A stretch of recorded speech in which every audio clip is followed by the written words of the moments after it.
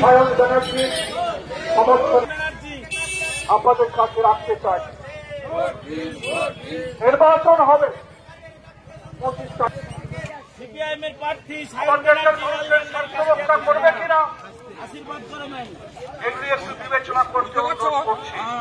সিপিআইএমের প্রার্থী সায়ন ব্যানার্জি সরকার সিপিআইএমের প্রার্থী সায়ন ব্যানার্জি সরকারের বছরে দুপুরে দেখতে পাচ্ছেন আমার দেশের কৃষক